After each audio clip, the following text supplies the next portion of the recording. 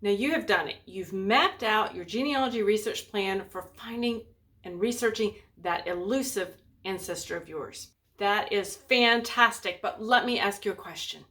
Did you stop at the basics? Or did you add this little extra something to that research plan that can make all the difference? It's what I call the special sauce for genealogy research, and what you will call social history. In this video, I'm going to show you how to add social history to your genealogy research plan and research. Hey guys, if we haven't met before, I'm Lisa, genealogy researcher and author, and this YouTube channel is dedicated to helping you find your ancestors, grow your family tree, and not be overwhelmed in the process. So if it sounds like your cup of tea, you're in the right place.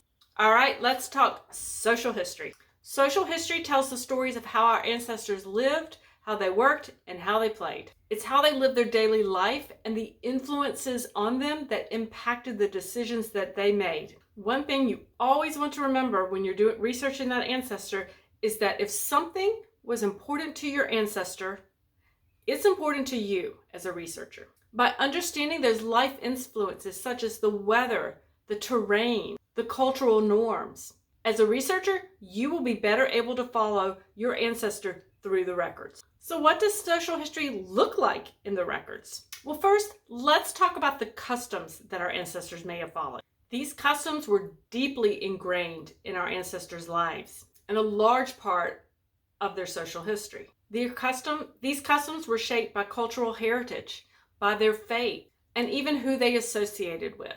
For instance, if you know the customs that your ancestors may have followed, celebrating the birth, the marriage, or the death of an ancestor, then you can have some indication of what their religious views may have been, or their cultural heritage may have been.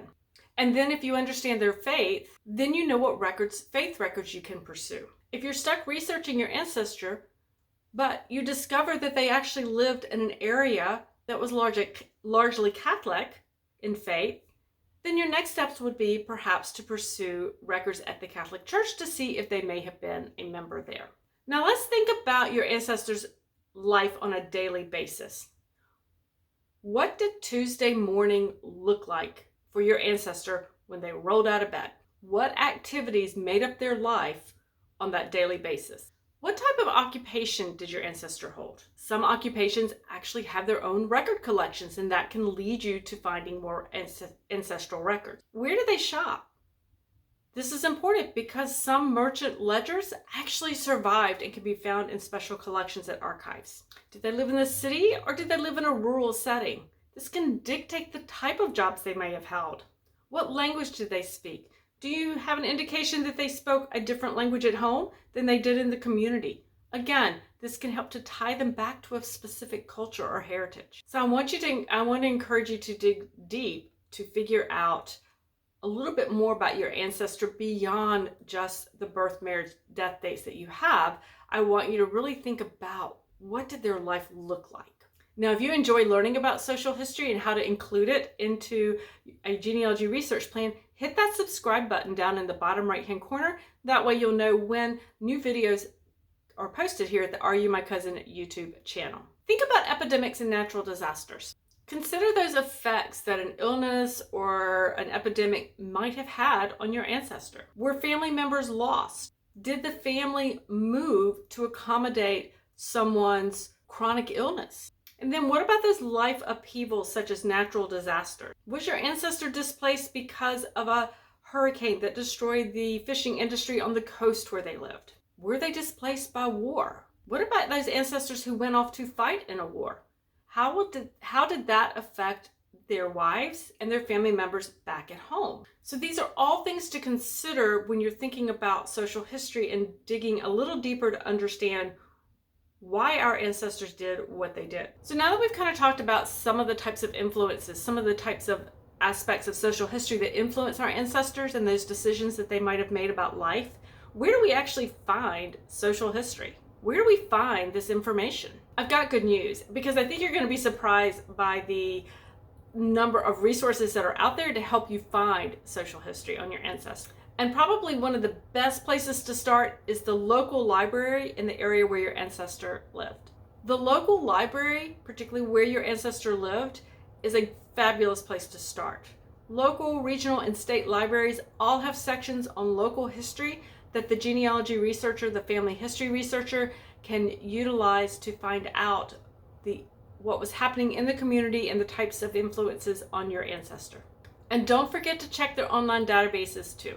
Now here's a genealogy tip for you. When you do a county courthouse research or a local on-site research, see if you can include a little extra time to stop by that local library, talk to the librarian, and see what local history resources that they have. Now, social history can certainly be found in the traditional genealogy records that we use. Now, those traditional records include things like the census records, wills, estate and probate records, county court records. All of these contain components of social history. Court records can actually be quite illuminating about the social history and about what was going on perhaps in the family and the family dynamics, because feuding families tended to air their dirty laundry in the court. Reality TV today has nothing new on our ancestors, I can assure you. When you're digging into census records, looking at social history clues, make sure you're reading all of the headings, the listings in all of the headings across that census record. Look at that household. Is it a multi-generational household? Are there servants who are included in that household? That could indicate socioeconomic status. Does your ancestor appear on one of the special schedules, such as the mortality schedule or one of the DDD schedules? That can indicate a little bit more about your ancestor's mental health or, again, socioeconomic status. So there's a lot to be had from reading all of those lines and all of those columns and making sure you get all of the information out of those census records. Don't just document your ancestor in that census and then head off to the next record. Make sure you're getting everything out of that record. Estate records can be quite illuminating about your ancestor and social history that might be surrounding them.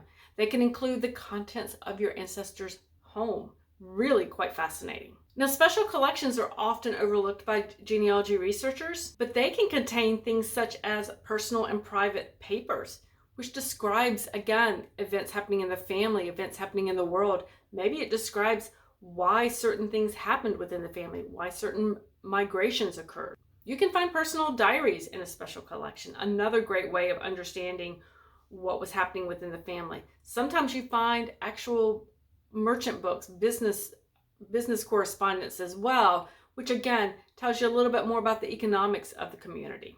Now let's think a little bit outside of that genealogy box of traditional records, because many social history resources are actually maybe not as often thought of. Things such as merchant records. Store owners kept merchant records. They kept records and they kept ledgers of who shopped, who owed them money, whose account was up to date. So it's possible to find your ancestor in the IOUs there, and that can place your ancestor in a time and place. Also, reading that merchant's ledger to see who is just listed, that's telling you who is in that community. That's telling you people that may have associated with your ancestor. A merchant record or merchant ledger can help define a community. Typically, a merchant record would be found in an archives. It might be in a special collection. I've even seen some on Internet Archive. Do not overlook reading the county histories as part of your social history research. These local community histories that have been written can tell us a little bit more about what daily life might have been like for your ancestor. It can tell us what was important to that community. And if your ancestor was part of that community, then it was likely important to them as well. Another great place to gather some social history about your ancestors' family would be cultural museums. Cultural museums feature exhibits and learning opportunities about a specific group of people. One such example would be the Tenement Museum in New York City, which can detail and provides learning opportunities about immigrant ancestors coming into New York City. Oral histories and first-person narratives will also give you a unique perspective on your ancestors' life. You'll often find projects collecting these larger narratives at larger university settings. Now, if you want to learn more about the secret sauce of genealogy research, social history, and adding it to your research plan, watch the video on your screen now, what your genealogy research is missing. So let's start finding those ancestors with a good plan.